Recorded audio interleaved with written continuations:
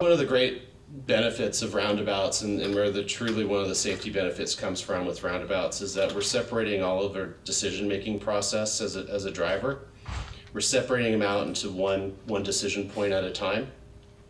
So if you think as you approach the roundabout, your first decision point is there a pedestrian in the crosswalk? If there is, you're able to slow down. If not, then you can proceed to the roundabout, and there's about a car length between where you yield and the crosswalk. Then your next decision point is just looking left. You don't have to look left and right. You're only looking left to see if there's a vehicle circulating that you need to yield to. And then as you're in the roundabout and you exit, you're solely looking at whether there's a pedestrian in the exit crosswalk. And so many times at traditional intersections, especially at all-way stops or even at a signal making a right turn on red, you have to look at several, you have to look to your left and your right. You're making multiple decisions at one time.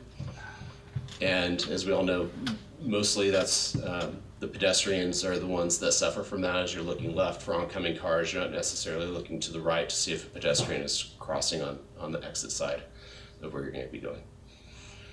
So, no video? Okay, well. Maybe a demo on the laptop later. Yeah.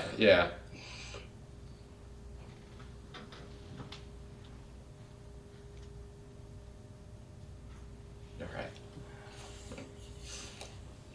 For community outreach on this project, it's gone through a series of phases. So first, we've issued public notices to all the residents within the vicinity of this project who may be impacted by the roundabouts. Approximately 150 notification letters went out.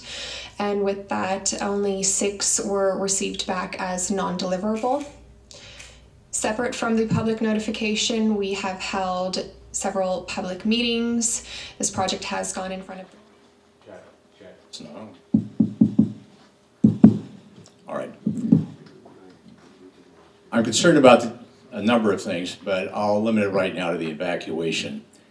Up there it said you're going to be talking about it. It said each one's unique. Let me tell you something. 2018 fire, I heard about it when it was a couple of acres. I knew where it was. I knew exactly where it was going. It was coming to my house, just like in 78. The fire department said, oh, this has never happened before. It happened in 78. Mrs. Keller was supposed to be here. Her house burned down in that 78 fire. If you are talking about it while my house is on fire, you haven't done your job. And up there you said you're going to be discussing it. That doesn't cut it. We need much better than that. The evacuation is a matter of major concern to most of us, particularly to Mrs. Keller, whose blood pressure spiked thinking about this meeting, and she's in urgent care. She's okay. Those of you who know her, but I was just so informed today. I was going to let her talk about this. She lives right there and she knows it. I live in the vicinity and I hear the drag races. Good luck stopping them. All you're doing is giving them different starting points. They're going 100 when they get to my house, or better. I have cars that'll beat them. I don't do that. Thank you.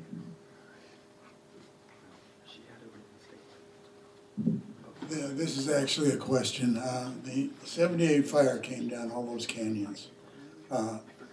And Encinal Canyon, 200 feet up from the roundabout, is another street that when Encinal Canyon backs up with everybody who lives on it, maybe 100 cars, how are those people going to get out and get to the roundabout?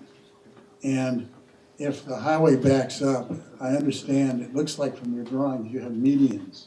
So when you get to the roundabout, there's only one lane each way. How does a fire truck get through if you have a mile of cars backed up? Get actually to the thing that they can drive over. And most of the fires would have, let's say, 20 fire trucks lined up coming in and coming out. Why do you have medians if it's temporary? And you can have something that you can blow down, but if the fire trucks can't get in to get to the canyons, then they don't go up there, and everything burns down. So I wonder why medians and how people get out of Encinal if you back up a couple hundred cars. because Encinal goes a long way, there's a lot of cars up there, and the fires come from the valley to the sea, you know, coming in every direction. Thank you.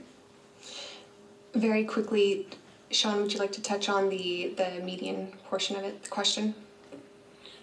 Yeah, again, the medians are there is one of the components for speed control, and adding that side friction and further reinforcing to drivers that there is a change coming up.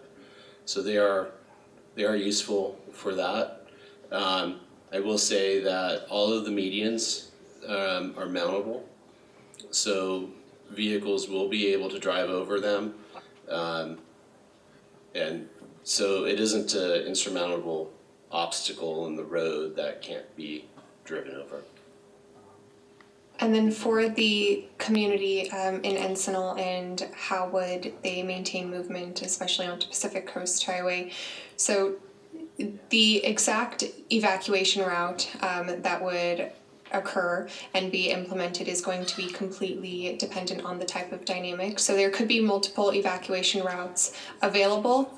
Now, as far as the play that the roundabouts would have, if needed, and the leading agency would want to move all traffic in one direction, we could do a one-way flush and maintain the movement of traffic in one direction, which would make it quite efficient for those who are trying to exit Encinal. They would be using one leg of the roundabout, while other portions of vehicles who are already on the highway would be using another leg of the roundabout. And the roundabouts, you'd be able to maintain that movement through. And I would like to add to address a couple questions that were raised. First of all, we already started talking to fire and police about that. It's not just we're trying to maintain our conversation and developing of the plan for evacuation, but they're aware of this project. They know how to navigate roundabouts, and they know they're mountable, so fire trucks can definitely go through this. And in case of evacuation, there is a still cross section that allows for more than one lane in each direction. There is a center median that can be used to put traffic through south or north, and also a buffer and bike lane as well as the parking lane, and all of that cross section is available to actually turn and to, let's say, two lanes in one direction and one lane left for emergency vehicle, whatever the evacuation plan works for the particular disaster. Thank you guys for coming out here. When this was presented to the Public Works Commission, let's just say the 5 commissioners, including myself, were very skeptical. Mainly because 2 lanes into one, dropping the lane, as you said. In my 15 years or so at Public Works, I have never seen a community rejection of a plan presented like this. Starting with that, I have some questions. We know the big problem is guys determining intentionally going like 95 or 100 or 120 miles an hour. How many of those do we see on a weekly basis, on a monthly basis? Are you asking for I'm asking exact for a data? number, yeah. I mean, because that, look, we know we have that, there's a couple big problems, and that's one of them. So I can't give you exact numbers at this moment. I do recall seeing numbers from the Michelin Mobility Institute study on speeds that were done. This area north of Trancas had high numbers of speeders over 100 miles an hour. It was the highest numbers recorded typically. I couldn't give you a specific month-by-month count. I'd have to go back and look through that study, but the numbers were there, and I can tell you what we saw in that study reinforced the challenge with getting a lower speed limit in the community here, as everyone was asking, because of the engineering and traffic study we had to do. So you do have numbers out there, different times of the day. Surprisingly, speeds over 100 miles an hour were occurring between 10 a.m. and 3 p.m. in different areas as well as overnight. So it's a combination of factors. And having driven that area myself after the fires had occurred and we were hauling material out of Topanga Canyon with the dump trucks going up there, you had people speeding through. They'd come up, they'd slow down on the larger trucks because they weren't sure what they were dealing with, and then they would accelerate out. So you have it going on. We may not have numbers exactly for you, but we can go through that Michelin Mobility Institute and pull some numbers. I think it'd be a good idea, since this is the big problem we're trying to deal with, if we had those numbers, I don't care monthly, up and down, but average it per month. I drive that frequently, both night and day, and okay, some people are going a little bit over the speed limit, but I've not run across, though I know that the sheriff's reported that and arrested people. So yeah, if we could have that, I think that would be, really helpful in this conversation that we're having. The other big problem, of course, is the parking. And you identified it in the slides. PCH is too narrow, so people walk in the number 2 lane. Well, what's the real problem? The real problem is you got 20 spaces, or however many it was, at the pocket beaches. That was appropriate pre-social media. It's no longer appropriate. We might want to focus on that, and I did hear that State Parks was considering it, and if we could get an update on where they are with that, it would be helpful. One of the things that was expressed to me as a commissioner after the meeting in, August that we talked about this, was this could become an attractive nuisance. You start off at the first roundabout, you do a donut around the first one, you speed to the second one, you do another donut and you time yourself. And I went, wow, I never thought of doing that myself. But in other words, what we have is people intentionally speeding. I don't know that they're going to slow down no matter what we do, because we don't have the sheriff. We don't have enough officers. We know that. We'd like to have it. We just don't. But when you talk about that issue, let me get out of my thoughts. Yeah, definitely let's lower the speed limit. Don't we, I know you mentioned the 85%, but don't we have now permission to lower it, not including the 85%? Didn't that just pass? Lee, if you would like to speak to that. Yeah, so Assembly Bill 1014 gave Caltrans some authority, similar to what local agencies have, on speed limit setting. It still requires an engineering and traffic study. It requires an evaluation of the frontage of residential properties and other things to evaluate the context of the roadway. Those are different components within the bill. We're still working to get guidance. That law does not go into effect until January 1, at which point we would have to then begin undertaking the studies and the evaluation. We're anticipating guidance in the first half of next year from headquarters on that. There are limits as to how many areas could be reduced, taking an extra 5 mile-an-hour reduction from the 85th percentile.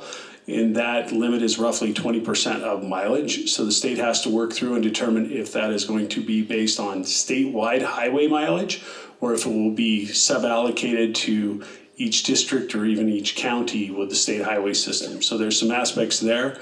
I think the area you're hoping for is probably the area of it, declaring it a residential area and other aspects of that nature. That is going to fit better with the area between Las Flores and Carbon Canyon, as opposed to this area. While you may have residents that are set further back, your driveways are spaced out, you have a lot more room. And the roadway width is approximately 80 feet. You've got a 14-foot two-way left turn lane, roughly two 12-foot lanes, and then a right shoulder in each direction of approximately 8 feet. So in terms of a context, we're going to have a challenge applying that, in my view, and I think it will potentially get challenged later on if we were to make that finding. But we would need to go through the specifics that are within the law and make that determination, and that's going to take some time. So you are not going to see an overnight change coming through from AB 1014. We still have studies to do and items to work on. It's not a panacea for the issues out there. What we're working on, as Nadia said, is in the engineering aspect, and as Sean outlined here, the geometric changes with the narrowing of the roadway, putting in side friction to get motorists to slow down. I can't account for the poor behavior of some motorists out there and choosing to do things improper. One of the things of the safe system approach is safe drivers, safe roadways. We're working on the engineering side here as well, and it'll be done in conjunction. The other thing to keep in mind is with doing this, we can get the lower speed limits out there sooner. They are going to be regulatory through this stretch, and that would mean that LA County Sheriff and CHP can enforce on those as well. How do we get around the 85% on the one-lane part between the two roundabouts? That is outlined here of the 35 mile per hour. Right, but how are we getting around, right now it's 85%? It is basically a sequence of the roadway and what you have going on there. And that's what we've got. It's a context change. We're at a single lane. We have two roundabouts at either end. They're typically designed for a speed of 15 to 20 miles an hour to navigate properly. So the motorist has to slow down in between. And so we're applying that aspect here and laying the speed limit out. Okay, thank you. I'll just, so I don't hog all the space, I just ask two more things. When we're analyzing the impact of this after the 18 months, how do we determine the impact of the two roundabouts when at Decker we have a speed camera going in? What we'll get, in other words, we're going to get the impact both at the same time. Won't that make it difficult? And I'm not being critical, I just wonder how we're going to do it to separate the impact of the two. So in the safety and operational assessments that will be conducted throughout this pilot period, we would be looking at a series of different metrics to measure the success of the roundabouts on the highway. Some of which, and of course I can allow Kimberly Horn to go into it, but a lot of what we would be looking at is the collision data. How are we seeing a reduction in the number of collisions as we anticipate? Are we seeing a reduction in the speeds in this segment? Are we being able to manage the speeds in this segment? As well as a series of other metrics where we would be able to identify it separate from the speed enforcement. If I may. So I think part of it is timing. I think Rob knows, quite frankly, that we're behind my own personal schedule on this. I see the benefit of this. My goal, personal goal, the last 2 years has been to get these things implemented in terms of doing speed management and other techniques out there to improve safety on PCH. The sooner we get this out there in construction, built, and begin our assessments, we get out there ahead of the speed safety cameras. We're going to pick up initial data beforehand and then after it's put in. So the sooner we get out there to construction, the better, is what I can tell you. Rob knows we're already about 3-4 months behind what my personal schedule was. Because of the fires. Yeah, I know. But I just want to clarify for you, Scott, that we have a series of other metrics used to analyze for the success of this program that would differentiate it from the PCH speed enforcement cameras project, as well as the one location at Decker. Okay. I have other questions, but I'm hogging it, so please. Thank you. Thank you, Scott. I'd like to say that allowing pedestrians to cross Pacific Coast Highway, you're asking for dead people. And we're only addressing the idiots that drive crazy. Ordinary people aren't a problem to start with. But by allowing, you're encouraging people to park all along the inland side all day. And then they will walk across the Encinal and they will walk across the PCH. And I can almost assure you that you're going to have people run over because you're creating a situation that now does not exist. People are not allowed to park on the inland side because they don't, crossing PCH is extremely dangerous. And people are still people. They are not paying attention when you said that there's 15,000 cars, how about 4th of July and Memorial Day? How many cars come down our end of the Malibu on those 2 days? How many? Do you know? I do not have that information, Okay, but I we can live look there, and into I it can and tell get you back to that the backup on Encinal itself is sometimes 30 to 40 cars, all of them quite polite. And when we pull out on Encinal, they let us in right away, just like 1, 2, 1, 2. I've never had to wait because there's a giant long line. But now you're going to have cars that don't stop. Right now, they come down Encinal and they stop, and they look both ways, and they can see cars coming. And then they pull out into the turn lane, and then they safely merge because there's 2 lanes to do it. But that will be gone now. The people coming down Encinal, southbound or toward the ocean, are just going to keep on going. And the fact that you put a crosswalk there is inviting people to park all over there, and they're going to walk across the crosswalk. It's going to increase the probability of people getting hit in those locations. The backup that will occur on those days that are busy will cause rear-end accidents on both the north and south view. When the Ramirez Canyon fell apart and everybody had to detour down Encinal, we had a good test of what was going on. There was miles of backup because Canaan was closed. And we had some bad accidents at that time. I watched them. The helicopters came and there were dead people all over the place. A couple of really bad accidents because we can hear them. By encouraging people, by allowing, is the same thing as encouraging. People are going to cross those places with their kids and families, strollers, everything that they got. And when they do, they're going to be in crosswalks. But people are no different. They're going to run them over. That's what's going to happen. You're increasing the probability of severe accidents with this program. Right now, we don't have that. You come down Encinal, you have to stop. You have to look both ways. If you're going to go south and you're going into Matador, you just make a right turn into it.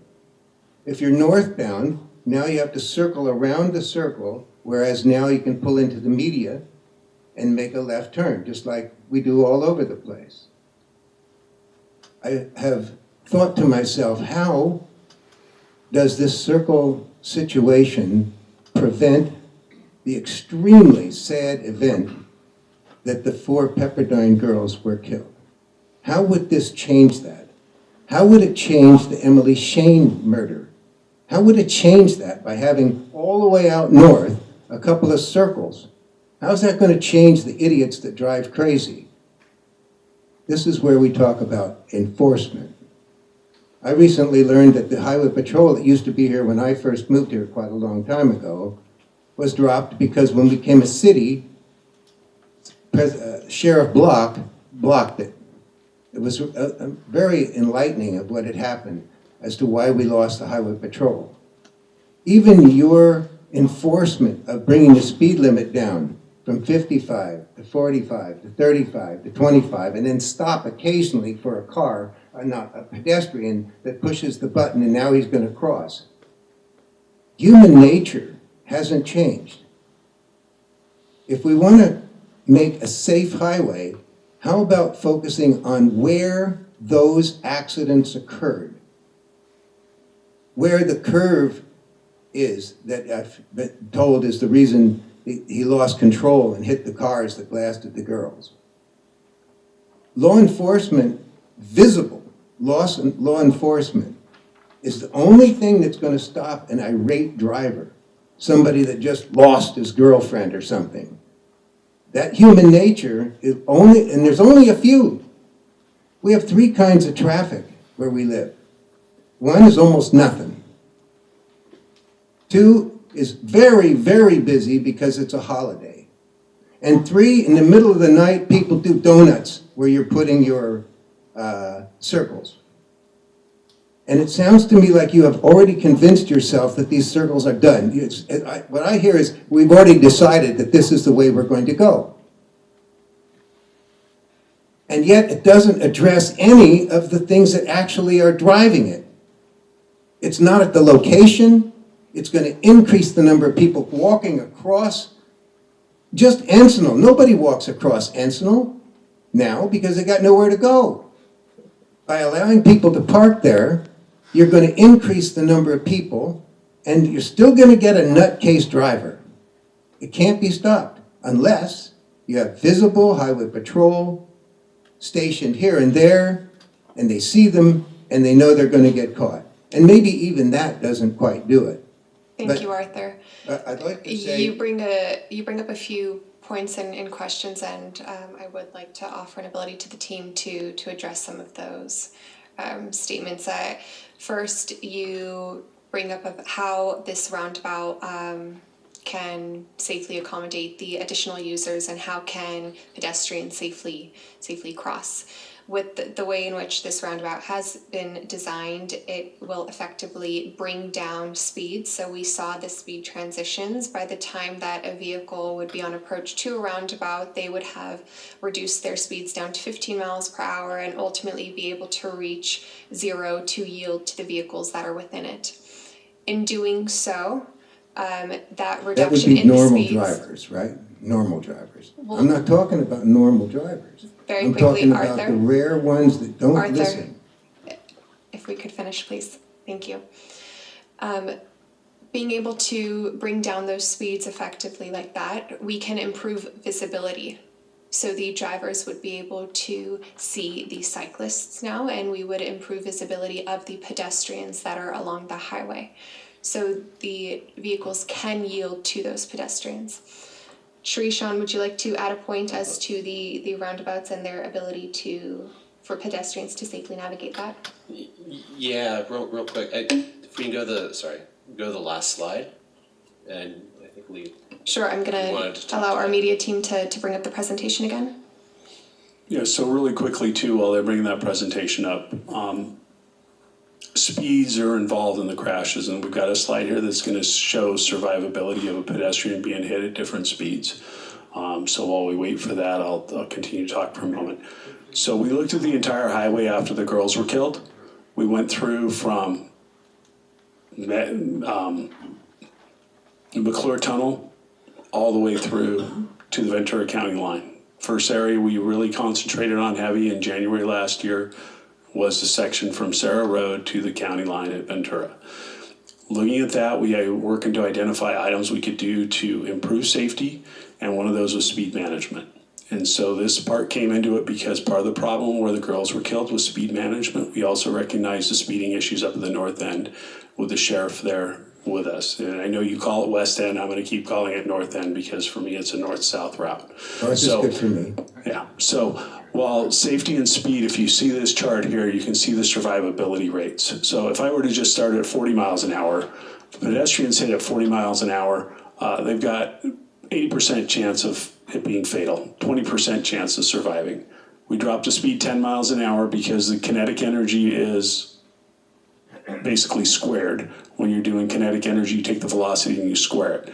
So 30 miles an hour, the amount of kinetic energy drops, and you have a 60% survivability rate. You get down to 20 miles an hour, you have a 90% survivability rate. We've already had pedestrians out there in that area along the highway be killed in the past.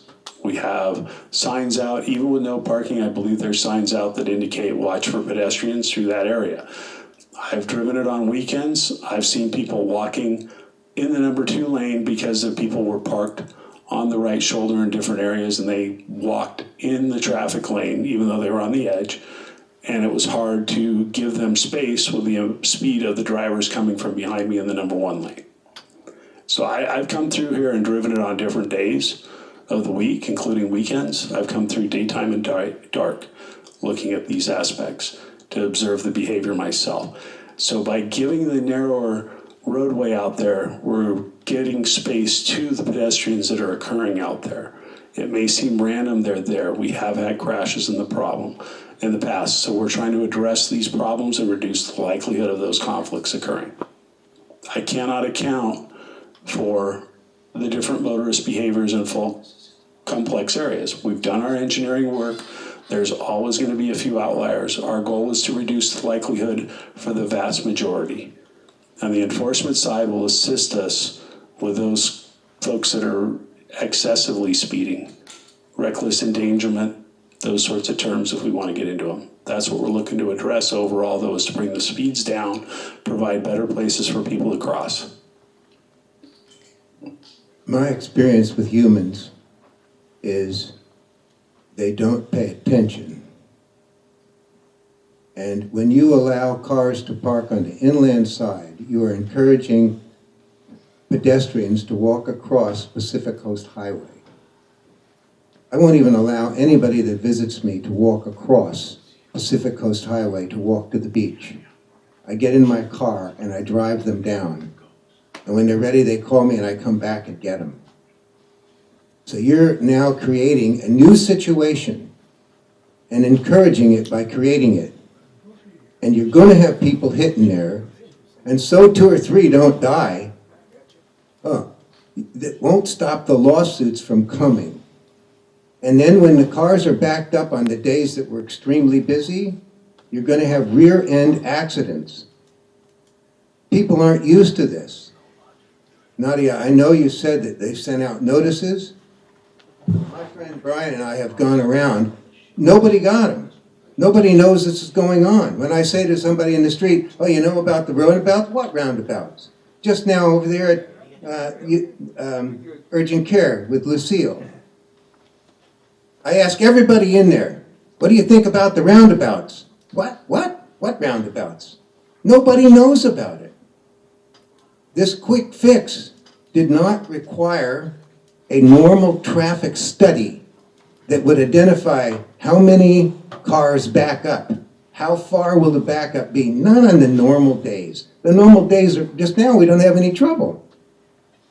But on those days when it's busy, you're going to have some bad stories happen that will result in litigation that will never end. That's what I see coming. Thank you, Arthur. For purposes of time management, we do want to get to some of the other speakers, but I would like to address some of those last comments of yours. For public notification, separate from the letters, our media team here at the city has aggressively advertised this project through a series of means, through message alerts, city manager updates, news flash alerts, social media, so they have been quite aggressive. And separate. So for public notification, it has been done through several means. And then separate from that, I know you make the additional comments just of your concern of pedestrians crossing Pacific Coast Highway. As Lee mentioned, this project addresses conditions that are already occurring. The pedestrians are already there. The parking is already occurring on both sides of the highways, and they are crossing the highway, and they are crossing against vehicles that are traveling over 100 miles per hour. Seldom does anybody cross the street. You're now creating a crosswalk that every day they'll be doing it, all the time. That's the difference. Occasional person crosses. Now you're going to have a steady stream of people parking on the inland side, next to the bike lane. You're just creating a very hazardous condition, even for the people that pay attention. But the 1 or 2 that don't are the ones that are going to ruin it. That's where law enforcement is the only answer. I'm sorry. Go ahead. Thank you. For time management, we do want to hear from Brian. I know Brian has been standing right behind you. One final question. How would these circles have prevented any of these tragedy accidents that occurred in the south part of Pacific Coast Highway? How would this have changed any of those from occurring? So this project looks at all the safety concerns of the west segment of Pacific Coast Highway, and it is to address the high speeds that are occurring in the west segment of Pacific Coast Highway, and that of the lack of accommodations and accessibility on this highway, and the fact that there are no crossing facilities. Now, I understand that there are some accidents that have occurred on the east end of Pacific Coast Highway, that of the death of the 4 Pepperdine students, and my answer to you there is that speed in the east segment of Pacific Coast Highway is being addressed through different means that are separate from the roundabout. Like I had mentioned, there is the PCH signal synchronization project that addressed congestion in the east end of Pacific Coast Highway, and after the death of the 4 girls, when we saw that unsafe speeds were occurring in that segment, we have created with Kimley Horn a safety adaptive program, in which it is one that is installed in the signal systems from John Tyler to Topanga, in which if unsafe speeds are detected in the corridor, it will trigger red lights, forcing all vehicles to stop. And when safe conditions are detected and restored on the highway, green lights are then provided to drivers. So that system forces all vehicles to slow down for the encouragement of the green lights. So it's a different answer. I know the deaths have occurred on the east end, but they're being addressed through different means. I only mention it because you and your panel have brought it up 3 times. And we have And Shri, who will these are provide an sad additional events, comment. but how does the traffic circle address those things? 3 times I've heard it said that, well, we're going to solve it by putting the traffic signals in, the circles in. How? One doesn't have nothing to do with the other. Shri. Yeah, I'd just like to add, you're absolutely correct that, these are different parts of the highway. They need different treatments. So as we navigate from the west end to the east end, we talked about how the traffic volumes vary. Higher traffic volumes on the west end, they're higher speeds. So that's one of the reasons why we have to kind of look at what type of treatments work in different parts of the highway. For this portion of the highway, the speed management portion was a big component, along with making sure that there's safe access for all users of the road. So when we did look at the accident statistics within this segment, in the last 3 years, between 2021 to 2024, there were 16 accidents that happened. So may not be all something that get published in the paper, but there were 16 accidents through our analysis. Accidents that involved vehicles turning onto the highway, off the highway, pedestrians crossing. So in combination with the speeding issues that were observed, I think that's out of the toolbox. One of the components was looking at how do we reduce the speeds, improve safety, and that's how the RoundAboutS concept was developed. So that's completely different than what we would apply on other parts of the highway. So it's more context specific to this location. Where we live, you can hear the accident occur. You can hear the people talking after the accident. You can look right down and see it. There haven't been that number of accidents on Encinal. There was when it was detoured from Canaan. That was the worst. Several people were killed because it was a change. The change nobody was used to. People came down Encinal and went right out on PCH, not even knowing what they were doing, and got slammed. There were several people killed. It was quite a while ago, but nothing lately. We can actually hear everything that goes on. Lucille lives so close she can almost touch him. She monitors everything. And she tells me, and I know because I've been retired for 13 years, I don't go anywhere. I'm home almost all the time. Thank And you, coming to these Arthur. meetings is exciting. Thank So- you very much for your comments. Thank you. It's Thank just you. I I'd just like wanted to- to mention that this is one of the projects on Pacific Coast Highway. We're looking at the entire stretch. We're working with CaltranS, and we have more projects, but this is one. And to prevent something terrible occur there, this is what we're doing. I understand And the goal. we appreciate your comments. I Thank you understand very the goal, much. but I think that you're making it worse. And I'd like to give you Lucille's, she spent all day putting this together. It drove her out of her mind. She's across the street, but she's all right. She's pretty good now. But she asked me to read this, and it would take so long, it'd be worse than what I'm doing now. So may I just give this to you on behalf of Lucille? Thank you. Thank you, Arthur.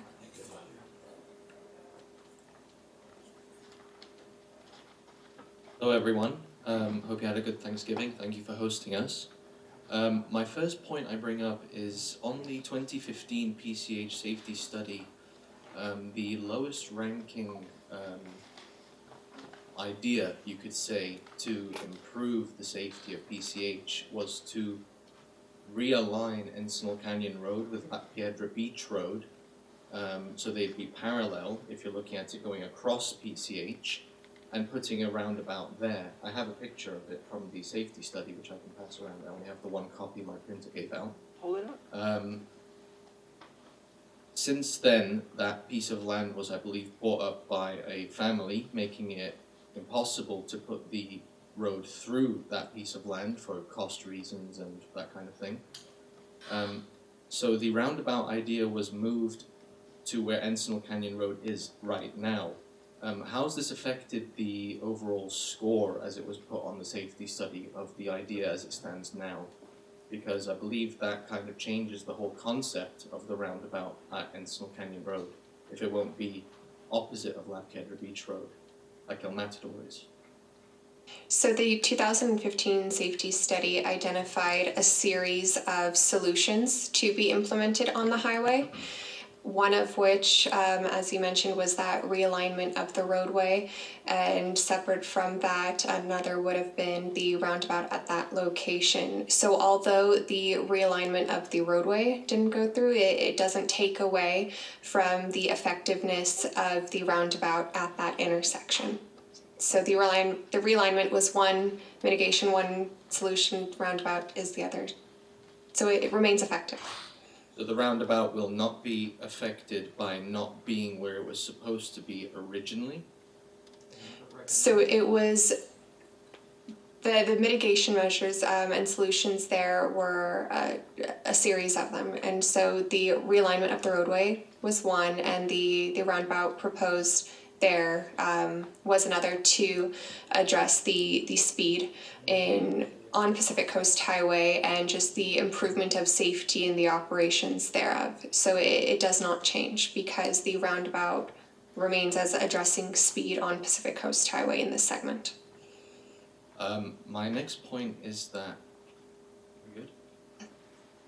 my next point is that the beaches are not manned by any lifeguards, or most of them, like La Piedra. Right now the beaches support the appropriate amount of people for their size.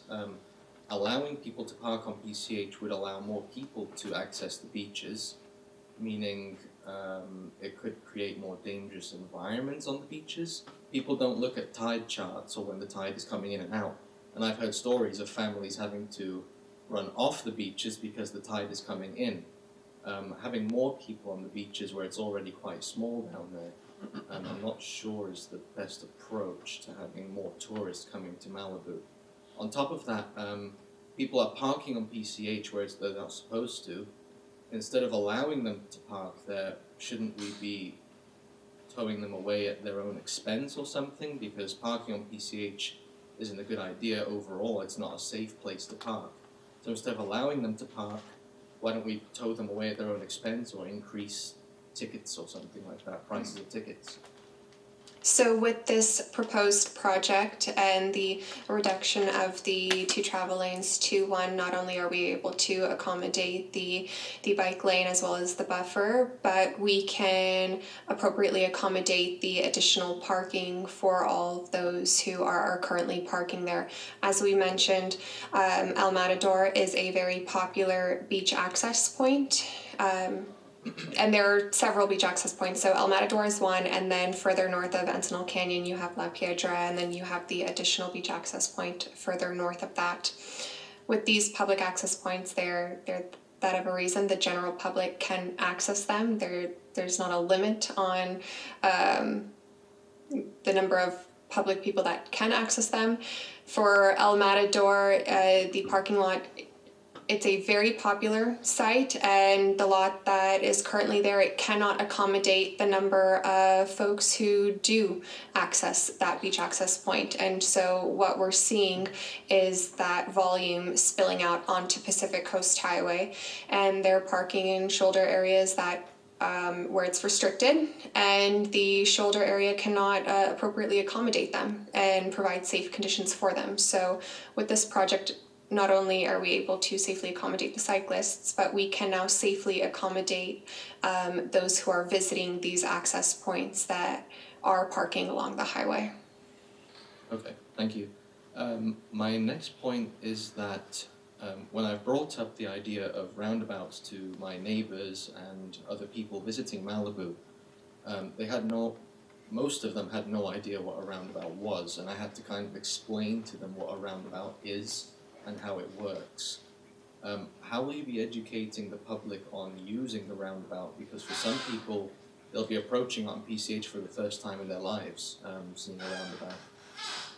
And that is an excellent question. As I have mentioned, we have conducted a few community meetings in which our team has been quite aggressive in trying to advertise this project and really inform the public of it. And we hoped that we would have as much engagement as possible, because this meeting also serves as a means of educating the public on how to navigate a roundabout and how to operate in one against the other modes of travel. And for the people that didn't get the memo about the meetings that were had and that sort of thing, how are they going to navigate it? Is there going to be a PSA or something, or? So there will be signage in advance of the roundabout, if you want to touch on that, Shri, to notify the public prior to their approach to it. Yeah, if you're specifically talking about, like, as people approach the roundabout, how will they know? There was, I think Sean went over that. There is the appropriate level of signage leading to the roundabout on how to kind of navigate the roundabout. So that's one.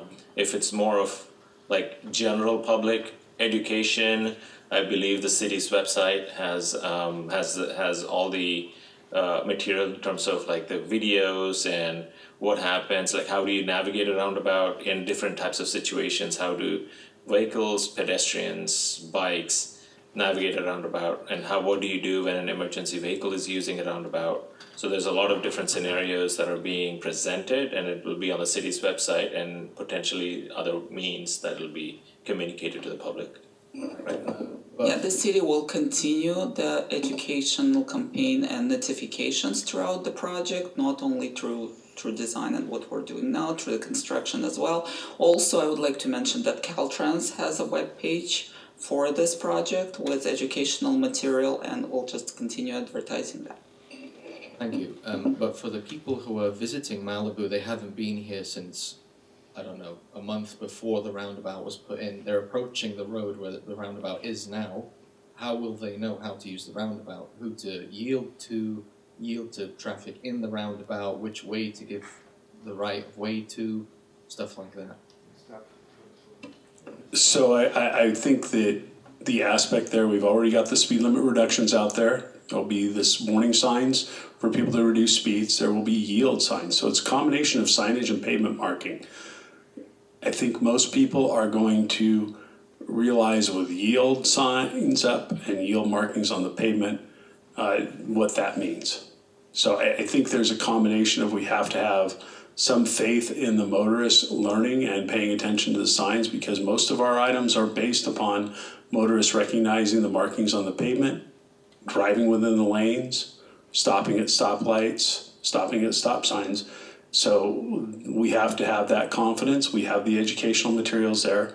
I'm sure we can work to do some additional augmentation. Perhaps people can post it on Nextdoor and Facebook and other things like that to broadcast it to their friends, to get the word out on how to drive it properly. And that word will spread across the area. Okay, thank you. I have some words here to read out as well. It's from one of my neighbors, Lucille Keller, who wished to be here but couldn't because she went to the emergency room because of high blood pressure. It is also a combination of my words, it's not totally what she said. The first point is that reducing the number of lanes at Encinal and PCH and slowing down traffic in order for vehicles to move around the roundabout in the reconfigured roadway will greatly reduce the capacity of the intersection to move traffic, especially during a fire evacuation. I know you did mention that during a fire evacuation it will be managed by the police forces, I believe? It would be managed by another agency, and so it could be sheriffs that take over, CHP that take over, as well as CAL FIRE in Palisades that take over. Mm-hmm. And the roundabout will be something that you'll be able to drive over. What's the height of the roundabout? Correct. Sean, if you'd like to clarify the height? Yeah, I think the mountable curbs are 3 to 4 inches. 3 to 4 inches. And they're wedge shaped to be able to drive. Yes. Have you got images of the roundabout on its like from a side on angle to show how it would look with the hump in the middle of the road? Is there such a drawing? We do have drawings. It's not part of the slideshow though. We could provide one to you at a later time, Brian. Thank you. Evacuating over the Mountain Canyon Road is entirely undependable because the fires usually come from the 101 freeway across the mountains towards the ocean. Not only is it unsafe to drive into the fire, but the police usually close those roads to prevent use. Until a fire occurs, you cannot determine which direction you have to go to evacuate. All occupants of areas adjacent to PCH may have to exit north, even though they are close to Santa Monica. This would be a huge increase in normal traffic patterns, all funneling through a roadway whose capacity has been artificially reduced by the reduction of lanes and slowing required to maneuver around the roundabouts, all in the name of safety. What is the traffic capacity of the roundabout on a normal day and on a day when there could be an emergency situation? So before I allow the team to speak to the capacity of the roundabouts very quickly, I just want to talk about the evacuation. Of course, like Lucille states in her letter, you don't know what the exact evacuation route would be until a disaster occurs and you understand the dynamics of that disaster. I want to mention that the city does have multiple routes. You have that of Pacific Coast Highway towards Ventura, Pacific Coast Highway towards Santa Monica. You also have Topanga Canyon, Malibu Canyon, Canaan, Encinal, Decker, Mulholland. Now, given the type of event that might occur, some of those routes may be closed. And so other than just Pacific Coast Highway headed north towards Ventura County, you could have the additional evacuation routes, such as Encinal being utilized. You could have Canaan being utilized. So not all would be potentially utilizing Pacific Coast Highway. And now, even if we did lose the majority of those routes and it solely was Pacific Coast Highway, like I had mentioned previously, you could do a one-way flush where you open all lanes and move traffic in one direction. And in that case, both legs of the roundabout would be able to move traffic there. Now I can pass it to the team if they wanted to discuss capacity. Yeah, at a high level, a single lane roundabout such as what we're proposing has a rough capacity of about 18 to 20,000 cars. And the ADT is around 14. That per day? Yes. And one more about that point. What about during a holiday like 4th of July or Thanksgiving or whatever, something like that? Well, the capacity would remain the same. I don't know what the volumes are on the holidays. Would they be able to support the increased volumes? It would, you, There's up with to- the roundabouts would be able to maintain the movement of traffic flow. Now, if there is increased volumes of vehicle on a particular day, you may see, as you would anywhere else on the highways, just a little bit more of a delay in arriving at your destination. But the roundabout would serve as an effective means of maintaining the movement of traffic versus having a signal and having that stop and go. The second point is that at the meeting between the neighbours living near Encinal and the city engineers, it became obvious that a primary reason for reducing traffic lanes of PCH from 2 lanes to 1 is to accommodate parking on both sides of PCH to provide beach parking. This is unnecessary because between Zuma Beach, a few miles south or east of El Matador and Leo Carrillo Beach at County Line, there are 6 beaches, all with parking lots. Zuma, which is the largest, has 1.5 miles of beach and 1.5 miles of parking lot. This parking lot is practically never full, except for 1 or 2 holidays like 4th of July, or when they could be filming something. People park on the street to avoid paying a parking fee. The same is true for the other 4 small beaches. Leo Carrillo also has a large parking lot. When the 3 pocket beaches were built, the state said they were limiting the size of the parking lots to only accommodate the number of people who could use these small beaches without eventually destroying them. Allowing people to park on the street is contrary to the state design of those beaches. Worse yet, allowing parking on the highway is extremely dangerous with or without sidewalks and crosswalks. People should never be allowed to park and cross or walk along the highway. Doing so gives people a false sense of confidence and security that they are safe in doing so. So very quickly, I want to reiterate that the 2015 safety study, when it analyzed the 21 miles of Pacific Coast Highway, the safety concern identified for this segment of Pacific Coast Highway is that of speed and the excessive speeds. And I know we've heard tonight that we have the highest frequency of vehicles traveling over a rate of 100 in this segment. So the project goal and the safety concern that we are looking to address is speed management, being able to effectively reduce speeds and manage those speeds. That is the goal of this project. And now we also mentioned that this is a quick build project.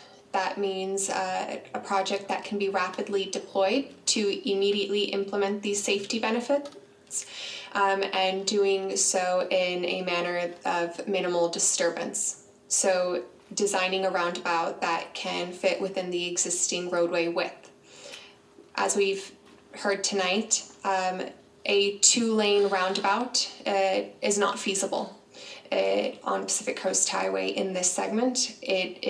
What is feasible is the design of a 1-lane roundabout. In doing so, we have to bring the 2 lanes down to 1.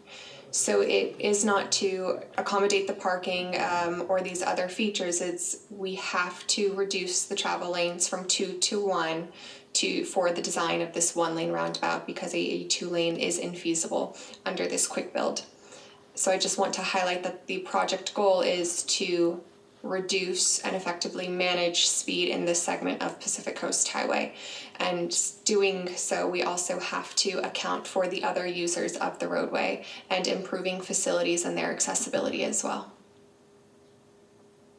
So for time management, Brian, I do want to get to the next speaker, but I do have Lucille's letter here, and so I will be in touch with Lucille. So thank you. Thank you very much.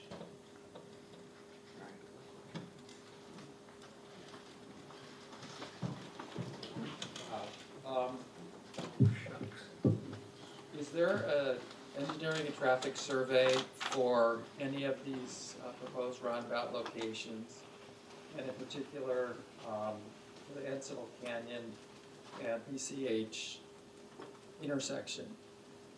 Because when I looked at the 2015 study, The Antelope Canyon Road existing intersection is not recommended for a roundabout. It's not in the recommended list. It's not their recommended location. It was recommended that there be a study of a new city road that would come down the extremely steep mountain from the existing Antelope Canyon Road, like you're on Pirates of the Caribbean at Disneyland, and you would end up on PCH at a tangent new intersection. And that would be the location to be considered for a roundabout if there was money for this project and a road. It was an if then, maybe. And it listed roundabouts as the lowest scoring recommended project to study as a 1 in the recommended list. So just to be clear while we're here, a roundabout is not an official traffic control device. It is a road metric. Obstacle in the road, it's a roadway feature. It could have some effect of reducing travel speeds. Maybe. It might be fun to zoom around one of these things at 90 miles an hour. I think some cars could do it. I just saw Hans leave, and it's been 19 years since we had any car crash going over 100 miles an hour in this section of roadway. He's the one who took the picture that was on front of USA Today. So I'll tell you,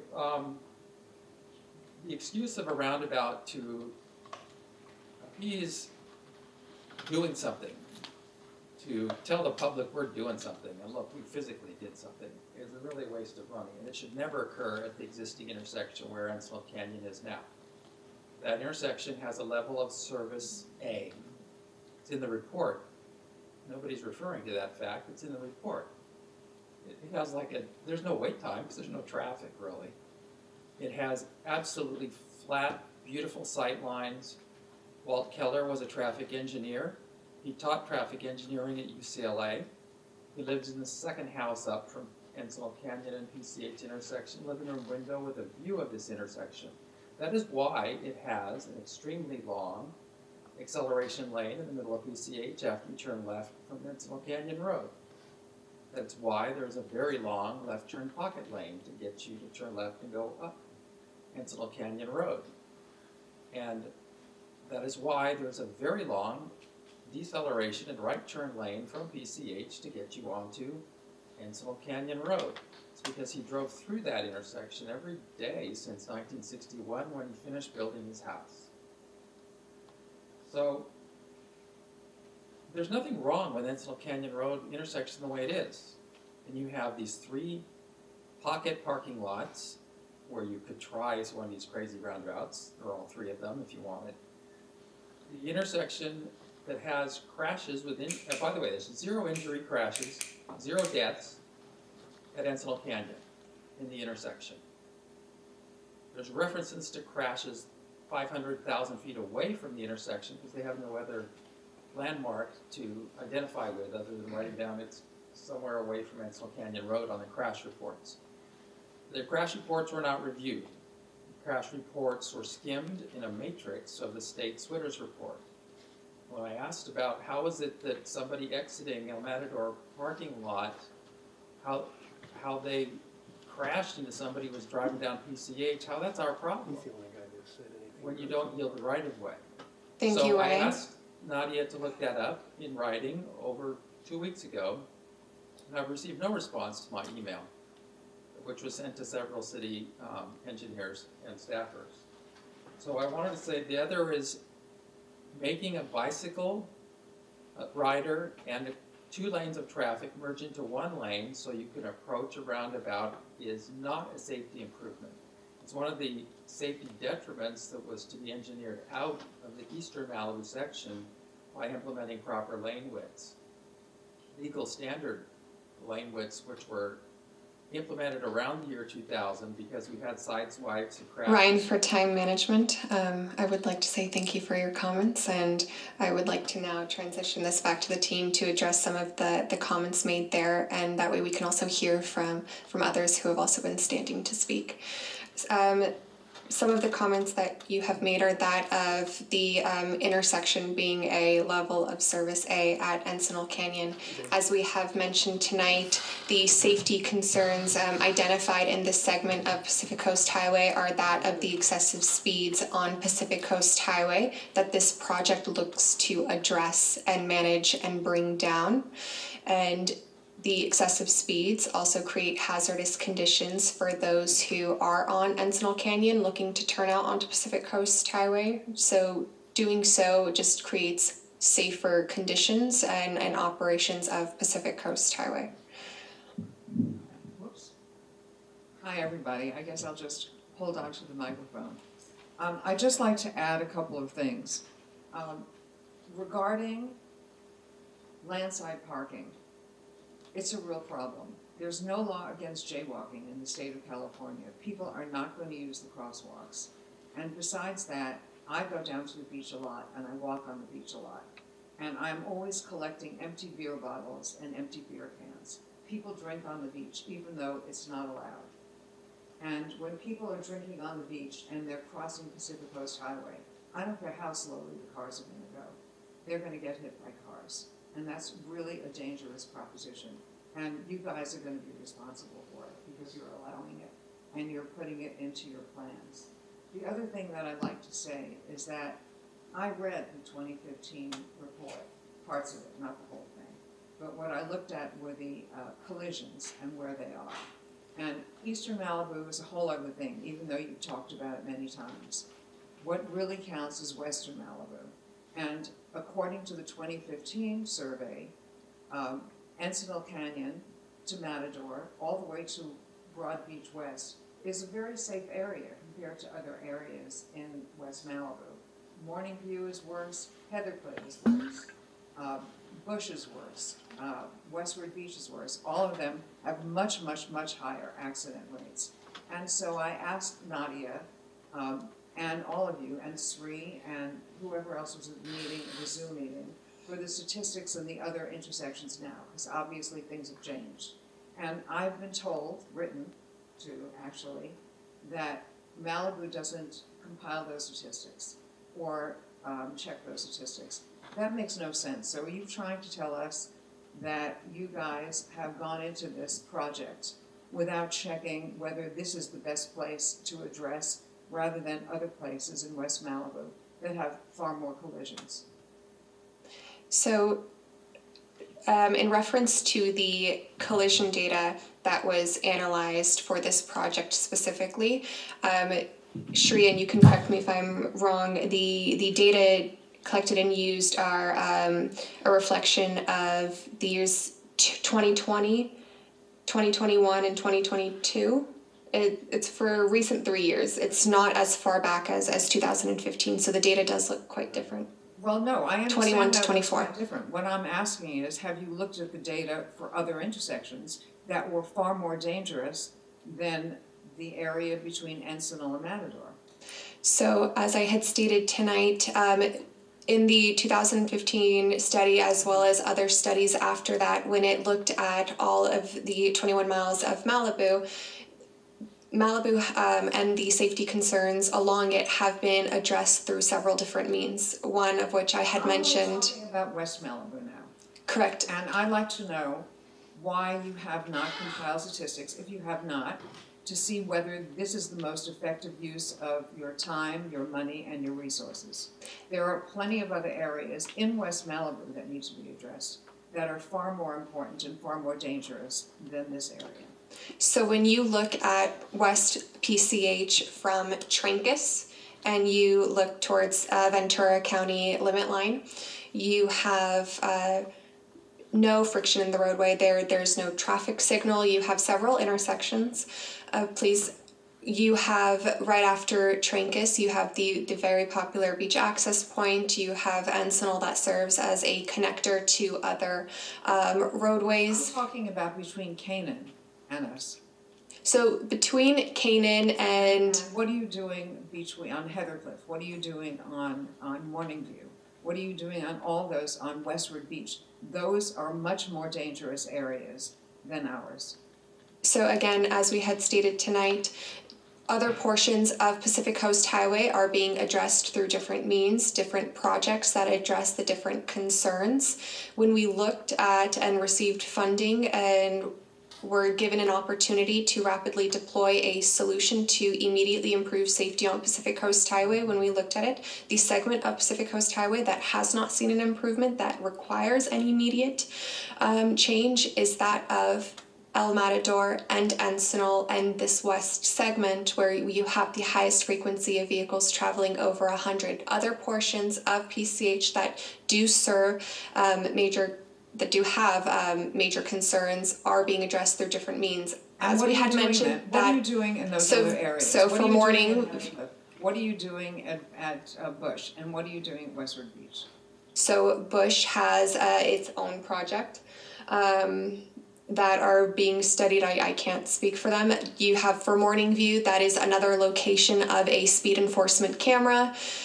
Separate from that, you have different locations that are studying undercrossing facilities to provide safe accessibility to both sides of the highway and facilities on both sides. So Malibu and the safety concerns along the highway are a lot different in each segment, as we've also heard tonight, and they're being addressed through different solutions. What we are saying here tonight is the west segment of PCH is of high concern. We are experiencing high speeds that have not been addressed, and we plan to do so with this roundabout solution. Don't you think it would be easier just to put in smart traffic lights or to lower the speed limit? It would be so much easier, and it would, I mean, you're spending so much money, so much time, and putting so much resources into this, and I haven't talked to one person that lives in that general area that says, what a great idea. Nobody likes this idea. For a smart signal system, unfortunately, this segment of Pacific Coast Highway does not have the infrastructure for it. It's John Tyler to Topanga, in which we have synchronized the signals, creating communication for the first time between it and implementing the smart signal system there. So unfortunately, in this west segment, could a signal be installed? Yes. However, it would not operate in a similar manner as John Tyler to Topanga because the infrastructure for a smart signal system is not in place. That is that. And then we also we really appreciate your comments, and I just want to reiterate that this project is just one of the projects that the city and CaltranS, you probably attended CaltranS's workshop on master plan on the PCH safety. So there's a series of projects that are in works. They're planned right now. You mentioned Bush. Bush is also, we're looking at that intersection for construction of a roundabout. So this particular two intersections were selected because they're suitable to test. This is a pilot program. This is a temporary solution. We're looking at the reducing speed that provides safety for all roadway user, and this particular stretch is very suitable for this, and that's why it was selected. And I'd like to have no accidents. I think it would be great if you had none. It just doesn't seem as though this is the best way to address it, or the best place to address it. We appreciate your comments, and again, we're looking at much more to do on PCH. This is one of the projects. Well, it's not a popular project, and I think you must have realized that.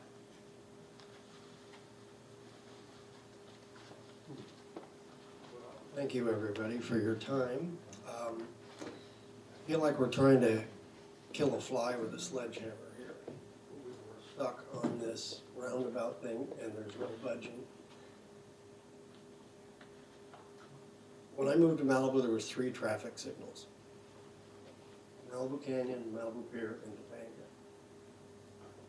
This, by far, is the worst thing I've ever seen done to Malibu. It's stupid. It's not going to work. I can see where at the El Matador, a good solution would be take away the center median, bring the lanes closer together, leave it 4 lanes, 2 lanes in each direction, make a much wider parking area and a bike lane, and you've solved that problem. Put a crosswalk, put a signal at the crosswalk, just like they have down at McDonald's, where it picks up people's presence and it turns red and the cars see the red light and they slow down.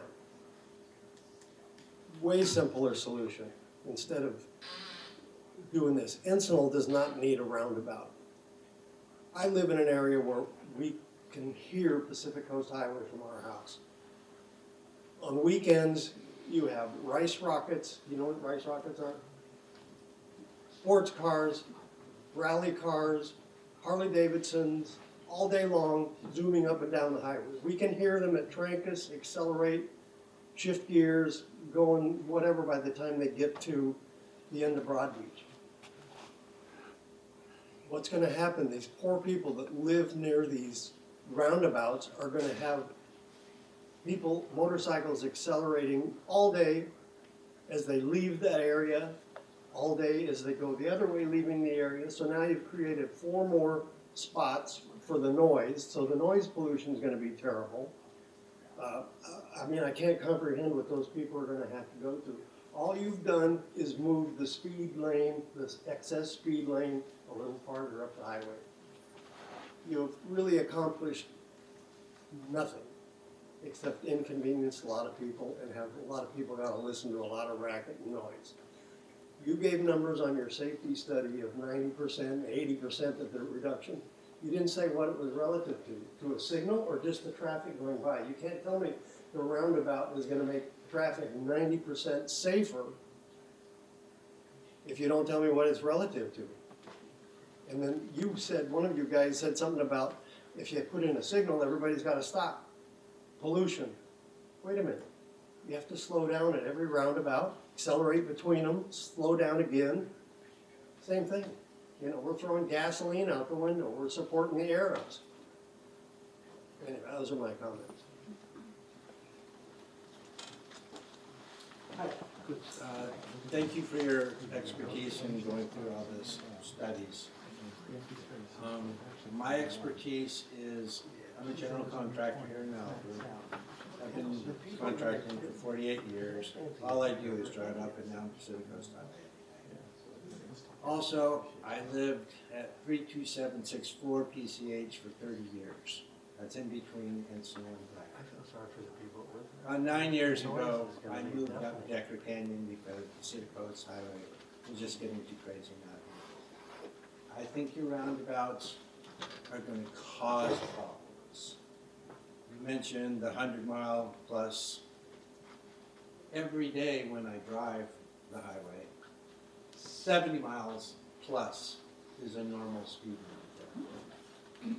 Just because you have signs up for the roundabouts that say, okay, you decrease from 55 to 45 to whatever your increments are, the people aren't paying attention to the 55-mile-an-hour speed limit as it is. They don't care what you post because they're going against the law anyway. To me, a roundabout allows aggressive drivers to be impolite, we'll say. And instead of yielding, they just go for it, which is dangerous. I just think it's a danger, not a help. Just from me driving it for 50 years, every day, multiple times, coming onto the highway at Decker Canyon, so that's going to impact me. And I know people, just because the speed limit says slow down, they're going to enter the roundabout at a much higher speed than you're telling them they're supposed to enter, which is going to make it that much more dangerous. My opinion, bad idea. Thank you. Hey folks, I'm an Iowa resident, part-time in Malibu. I've been coming here for 20 years. How many of you folks live north, I'll say, of like Broad Beach or Encinal? Anybody? Well, it's rhetorical in a way, but I'm just going to say a couple of things about Iowa. Iowa, we have snow, ice, but we have ways of slowing people down on highways, and there are bumps in the road or little cuts through the road that make it go, when you're driving over, they go boom, boom, boom, boom. I think you know what I'm talking about, potentially. I think that would be a far easier solution, a lot safer, In any event, and the lighting is a critical factor. My wife, I don't think roundabouts are made for highways. I think they're okay maybe for city streets. But highways, I don't know how many there are in California, but we have them in Iowa. It takes some major education, and when people come out here with what I call vacation brain, because we have a lot of people who come out with vacation brain, they don't think about that. So we talk about your education, but there's a whole segment of people that you cannot educate. So anyway, I think, obviously, I think it's a bad idea. Like I say, I've been coming out here for 20 years. I drive from Encino, just up Encino, down to Zuma Beach area. I think maybe 2 or 3 times in 20 years have I seen somebody try to cross Encino where you're talking about the pedestrian crossways. I think that's just kind of dumb. And then I had asked before, you talked about these 16 accidents that occurred, and several people have alluded to it. How many have occurred at Encino Canyon? You weren't able, nobody's answered that question. That's gone deaf. So bottom line, I see a freight train going down the track, and I think you've got blinders on that this is the solution, and I don't think it's the right solution. I think you ought to review this and consider other alternatives that would be far cheaper. You know, I'm just a businessman from Iowa that looks at dollars and cents, and I'm paying a lot of taxes out here for property. So I just don't think you're thinking this through properly. So anyway, and then you talk about where the speeders are. I think the biggest part of the speeds come when they get off Encino and they head north, or if you want to call it west, but north. That's where I see the biggest speed, not so much otherwise. So a few comments, but I think you're going about it all wrong. And if somebody is killed, it's on you. Thank you. Very quickly, I would like to mention, I know you bring up the point that this is a state highway and you didn't feel that a roundabout would be beneficial on a state highway. As we've seen with the unsafe conditions and the increasingly worsening of these conditions along the highway, this highway sees residential properties on both sides. We have public beach access points on both sides. You have commercial units on both sides of the highway, and the unsafe conditions have created a threat to life and safety. And as we've seen through the workshops that we've held for the PCH master plan, really what our community is asking for and really wants to see is a change to the character of the highway. They don't want a highway running through Malibu. They want it to be more Main Street, more boulevard-like. They don't want the nature of it to be this high-speed corridor. And so the implementation of these roundabouts can change the environment of it and change that the highway like to more street-like and communal-like. Hi. I think you've misstated what we want here in Malibu. Nobody at any of these hearings, and I've been at them, has said that. Nobody wants to have a boulevard up there. Anyway, I live in the West End. And as far as I can tell, roundabouts were never meant for highways or freeways. That's why they're not on freeways. What do they have on freeways? They have police. They have the highway patrol, and that's what we need here. And I've had a lot of experience with roundabouts, both in Thousand Oaks and up in Fresno. And people, you can put whatever speed limit you want on it. And I see the postal trucks over in Thousand Oaks speed right through. Nobody stops. And so the people who are now speeding are going to be speeding, and I think the last gentleman was right, that the speeding, these 100 miles an hour, is going north where the highway's wide open. And so that's my comment. I don't think anybody in this community wants this. You must know by now, we all show up and say the same thing. So I think you need to go back to the drawing boards and find out a better solution.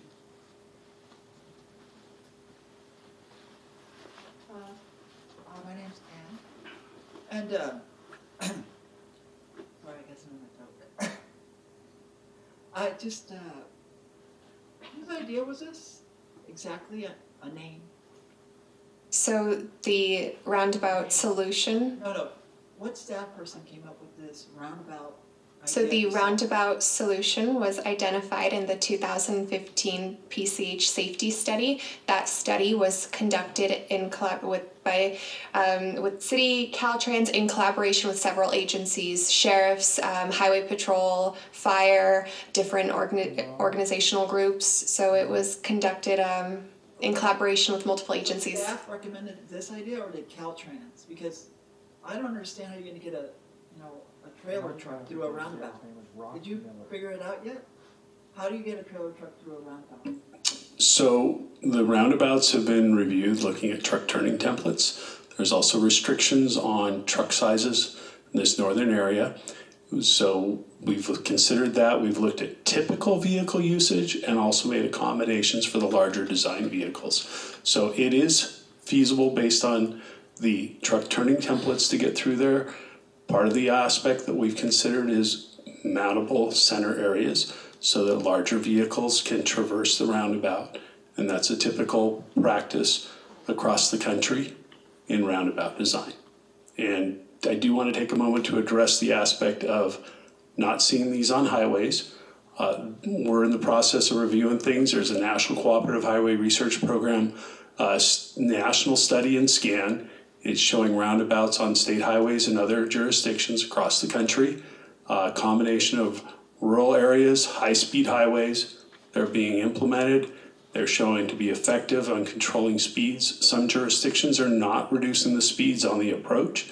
They're leaving posted speeds of 55 miles an hour going into them, and drivers are adapting.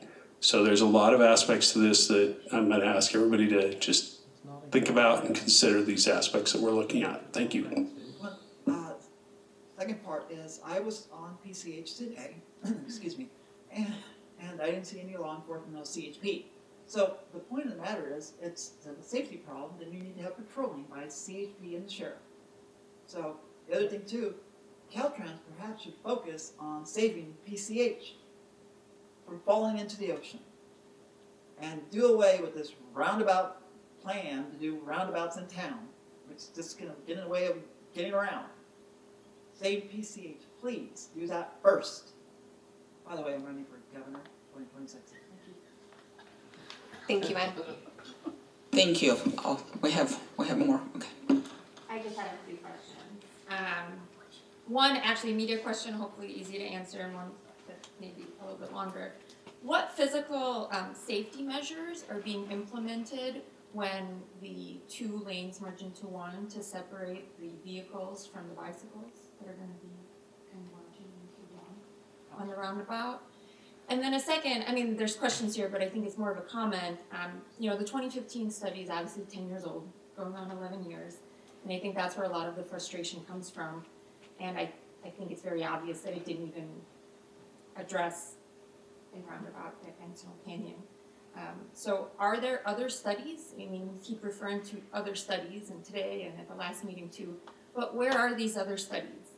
Where are these other studies that have looked at a roundabout here? Not off of Encino, but here.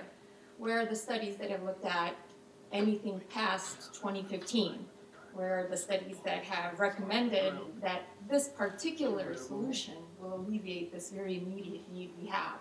And I think a lot of what I'm hearing is a frustration in the community that we're looking at something in 2015, then we made a bunch of improvements to the east side and other side, and a study that didn't even address this particular solution. And we're trying to just say, no, it was recommended. Hey, the city council approved it in 2015. Well, where are the other studies that everybody can look at? So those are my questions.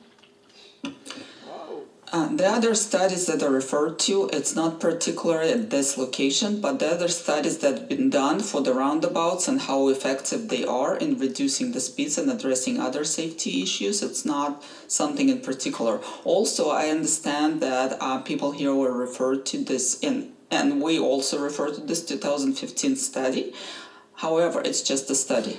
It's a study. Study looks at the larger scale projects that are, and tools and traffic calming and traffic management tools that are available, and they can recommend realigning the intersection. However, it's just a way of looking at it. Once it becomes a project and the engineers design it, that project might not even be feasible.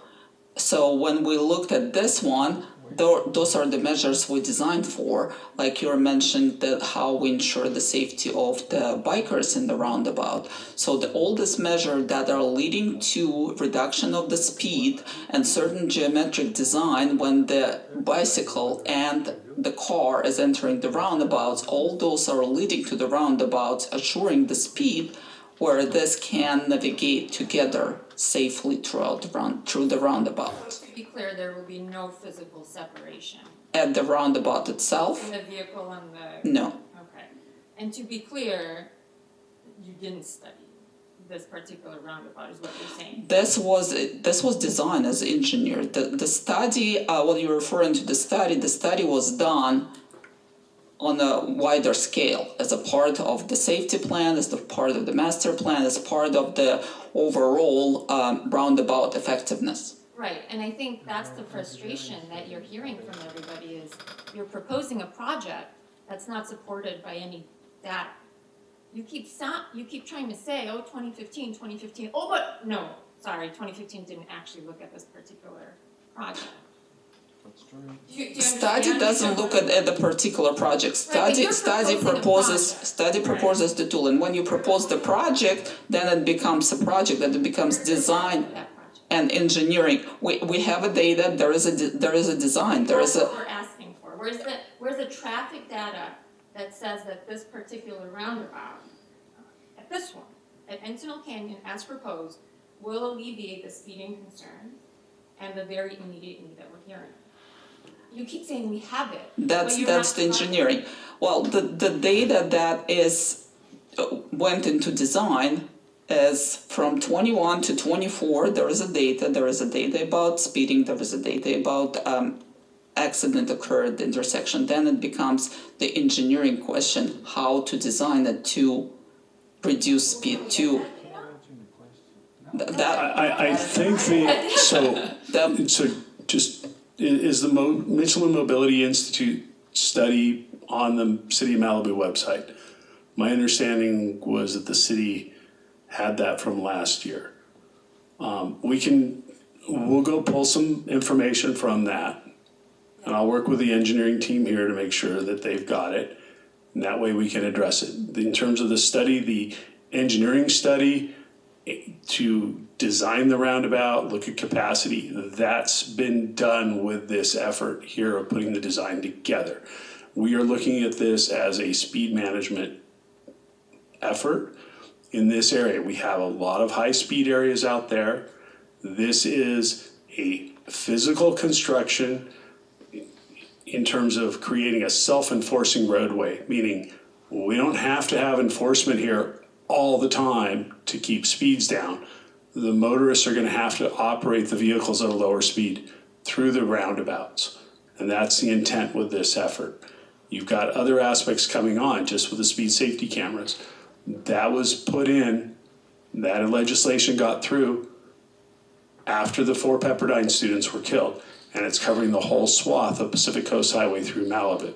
So we've got a series of things happening. And then, as was mentioned, the master plan, that identified and had recommendations in it for roundabouts at different areas up on the western end, or the northern end.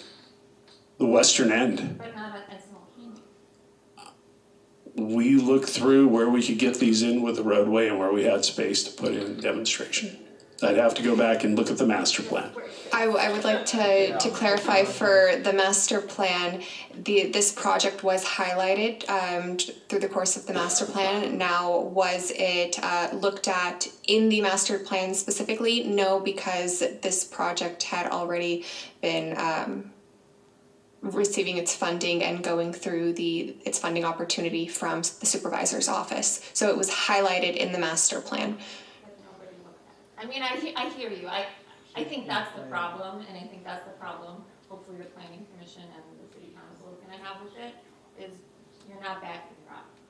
So for the 2015 safety study, in identifying the safety concerns that were experienced on the highway, it did look at collision data, speed data, an assortment of data, and it identified what were the concerns.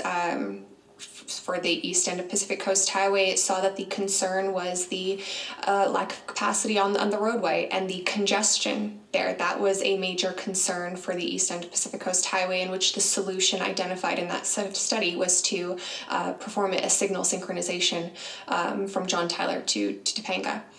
For the, it looked at the speed data. It did. It identified a recommend. A very similar solution, but not this solution. So this solution hasn't been looked at. The 2015 did recommend a roundabout solution for the intersections of El Matador and Encinal. It's not, it doesn't match. Not this Encinal. Yeah. Not that, not the existing. So what you're referring to is the concept plan that was created, in which a series of solutions had been identified, one of which was the realignment of Encinal Canyon Road to coincide with La Piedra State Beach access. That was one solution that the study had accounted for, and an additional solution to address the speed concern in this segment of Pacific Coast Highway was to install a roundabout at this new segment. However, I know that the realignment of Encinal did not take place, but it does not eliminate the solution of the roundabout to serve at Encinal Canyon. But it doesn't stay. Okay, thank you. Yeah. Is this a done deal? Are you guys gonna move forward on this, or? So this, as I had mentioned in the project next steps, it is in the permitting phase. And so we are in the works trying to receive our permit from Caltrans. In addition to that, we are going to Planning Commission on December 16th for the coastal development permit approval of this project. Okay, so if it is going forward, is there anything that we, the residents, can do to stop it or protest it? Everyone absolutely has the right to attend the Planning Commission hearing. There will be, when this project is heard, it will open up to a public comment section in which everyone, if you submit a speaker slip, of course, has an opportunity to provide your comment regarding this project. When that hearing is? I'm sorry?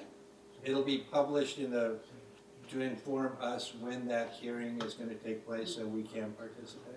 So the hearing will be advertised in the newspaper, and it'll follow the proper procedure for coastal development notice of hearing. So separate from it being advertised in the newspaper, those who live within a 500-foot radius of the project should be receiving a slip in the mail to notify them that this project that they may be potentially impacted by will be heard at Planning Commission on this date, and that they have an opportunity to go and speak for it. Great, thank you. Is that still the 7th? So, seeing that we've addressed all questions tonight, I do want to end the segment of the Q&A portion. I'm sorry, Sheree? Oh, please clarify something else.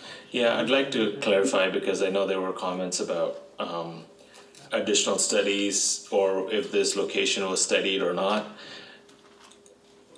Tatiana mentioned the 2015 safety study. There's obviously, when you look at a corridor level, you're looking at all the tools in the toolbox where there might or might not be issues and identify some potential solutions. And as we get closer to implementation, it's been several years that study was done. Someone mentioned it, over 10 or 11 years.